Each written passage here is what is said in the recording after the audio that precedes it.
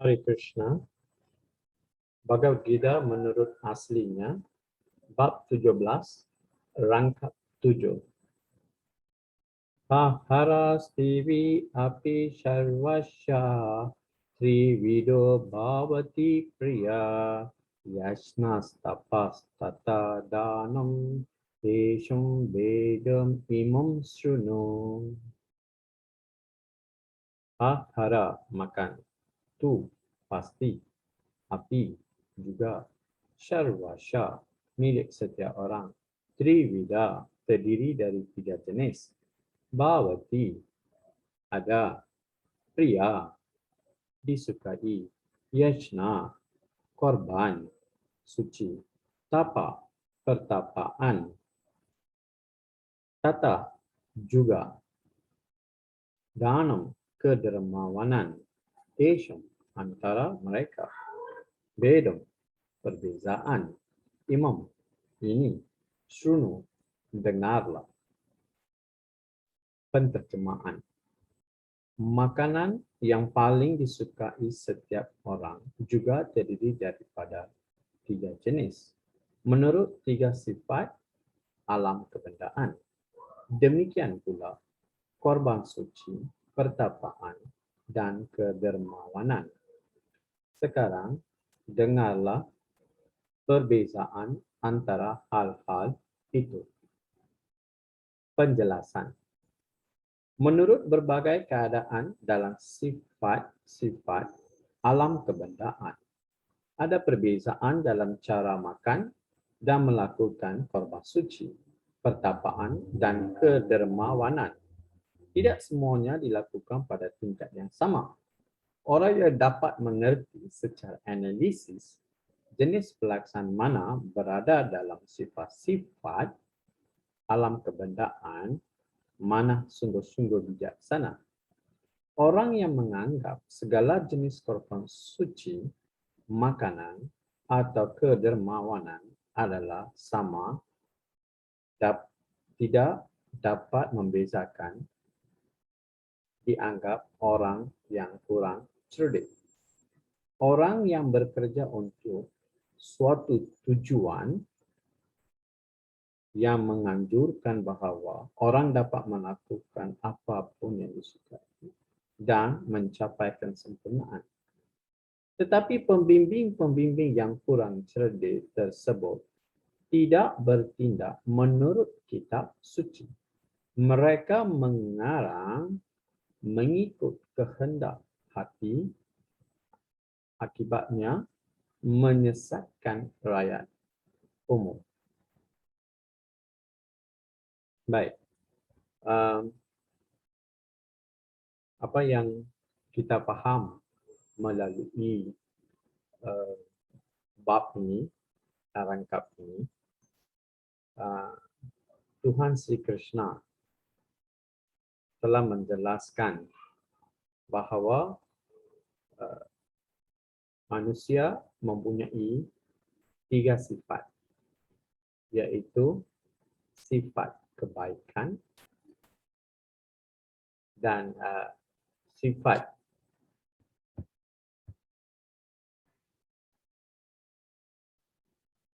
yang kedua, sifat kenafsuan, dan yang ketiga, sifat kebingungan. So, setiap orang manusia mempunyai ketiga-tiga sifatnya. Sifat kebaikan. Di sini Bhagawan Sri Krishna menjelaskan bagaimana mereka yang mempunyai sifat kebaikan, bagaimana tindakan mereka terhadap pengorbanan, terhadap pertapaan, dan terhadap kedermawanan, sifat-sifat mereka. So, mereka yang mempunyai sifat kebaikan, cara pengorbanan mereka adalah lebih suci. Misalnya, pada hari-hari mulia seperti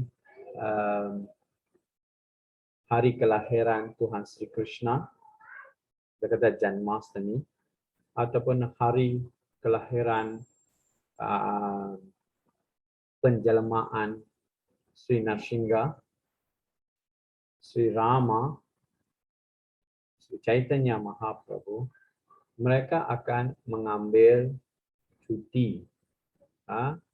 Mereka akan pergi ke kuil untuk membersihkan tempat suci, untuk masak dan sebagainya. Banyak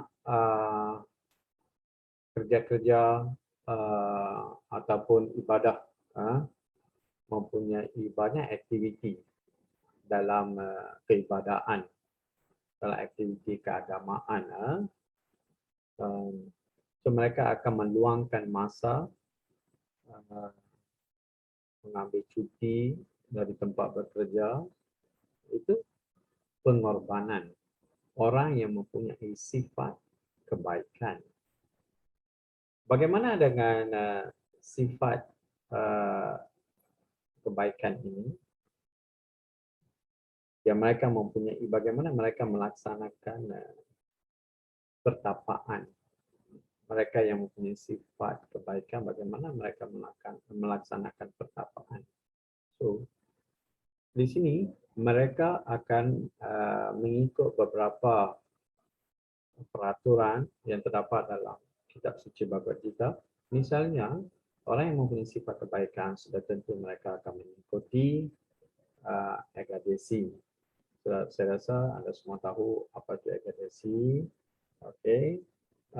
Di samping itu, mereka juga akan menyambut hari-hari kelahiran Tuhan Sri Krishna, penjelamaan Sri Narsingha dan sebagainya. Okay. Ini orang yang mempunyai sifat yang kebaikan. Dan segala perbuatan yang mereka lakukan tidak mengharapkan balasan. Sifat orang yang berada dalam sifat kebaikan. Yang ketiga, kedermawanan. So, mereka yang mempunyai sifat kebaikan sudah tentu hati mereka rela untuk memberi bantuan atau memberi kedermawanan. Kita kata charity dalam bahasa Inggeris, kita bantu dari segi kewangan, okay, untuk melaksanakan aktiviti keagamaan. Mereka menderma bukan secara membuta tuli. Okay. Mereka tidak menderma kepada pengorbanan binatang. Okay. Mereka menderma untuk makanan sayur-sayuran atau membeli kalung bunga dan sebagainya. Ini adalah sifat kebaikan. Orang yang mempunyai sifat kebaikan, inilah ciri-ciri dia.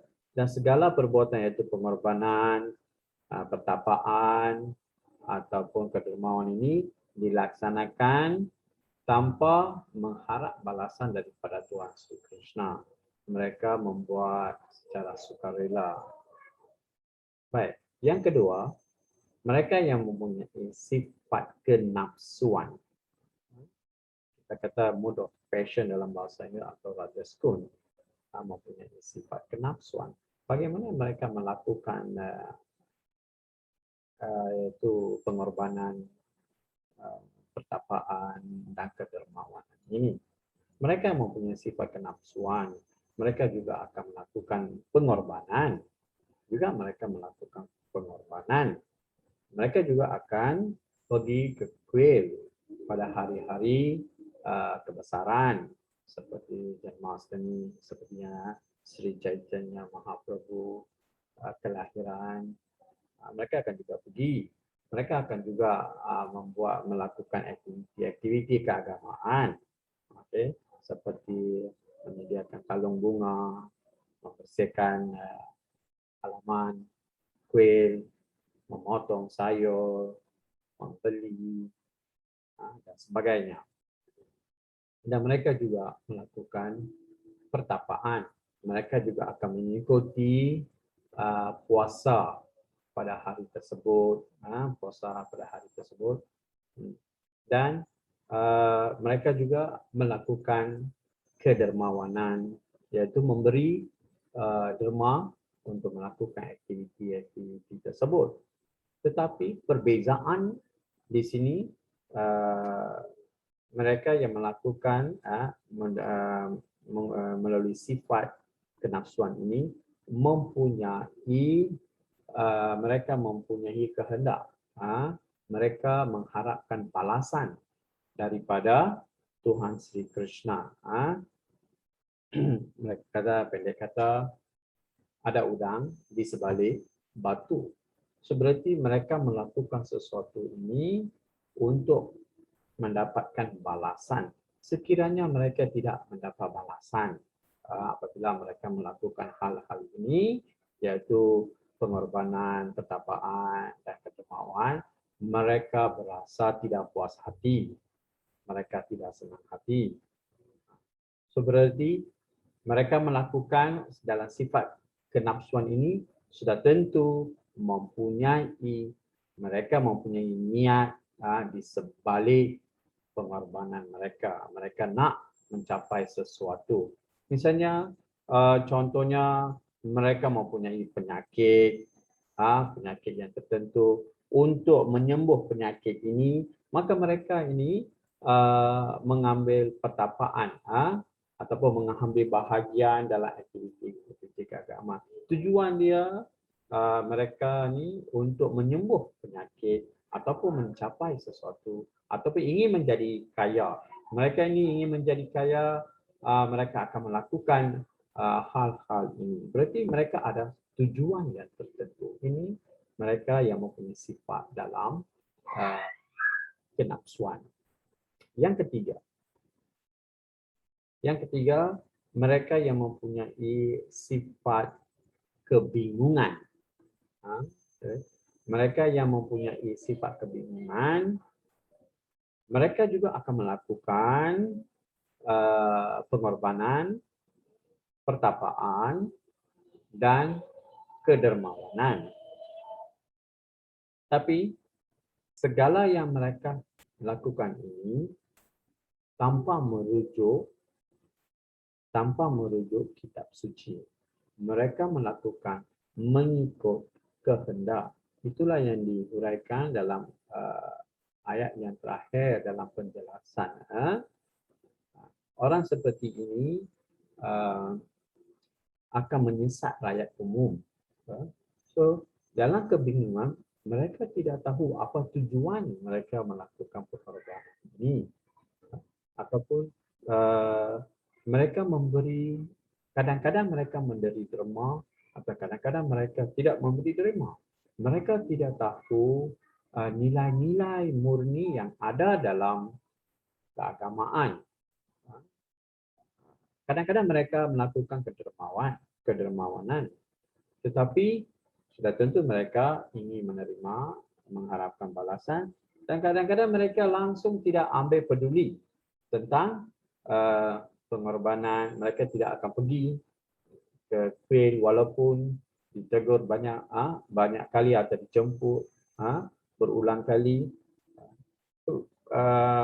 Kadang-kadang mereka akan buat, walaupun mereka akan buat, tetapi mereka tidak mengikut kitab. Mereka akan ikut kehendak mereka, pengorbanan mereka mengikut kehendak mereka. Kita lihat kadang-kadang mereka menggunakan alat yang tajam, besi yang tajam untuk menyulah lidah ataupun bibir mereka dan menggunakan alat yang tajam besi atau mencucuk di belakang bahu, atau di tangan, dekat dahi. Mereka melakukan pengorbanan darah. Pengorbanan darah berlaku. Tetapi hal-hal ini tidak dikehendaki dalam kitab suci. Tuhan Sri Krishna sudah tentu tidak senonoh dengan hal-hal ini. Tuhan Sri Krishna tidak gembira dengan perbuatan-perbuatan ini. Sebab sudah tentu kita menyakitkan diri kita. Di samping itu, Tuhan Sri Krishna di dalam badan kita juga rasa tidak senang hati dengan perbuatan kita. Sudah tentu Tuhan kita, Sri Krishna, tidak suka anak-anaknya menyeksakan diri. Berarti ini sifat yang mereka yang dalam sifat kebingungan akan melakukan juga pengorbanan, austerity ataupun kita kata kedermawanan, pertapaan. Tetapi tidak menurut kitab suci. So perbuatan-perbuatan seperti ini perlulah kita elakkan. Okay? Kita haruslah berada dalam sifat kebaikan. Atas melebihi kita mestilah melebihi sifat kebaikan. Kesucian sifat kebaikan. Kebaikan adalah tahap pertama. Lebih suci. Kita kata dalam bahasa Sanskrit, sutta sattva, sifat yang lebih suci. Kita mestilah berada dalam sifat tersebut, baru kita dapat melihat atau menyedari Tuhan Sri Krishna. Inilah penerangan dalam bab 17 rangka 7. Sekian. Hare Krishna, Sevya Hari.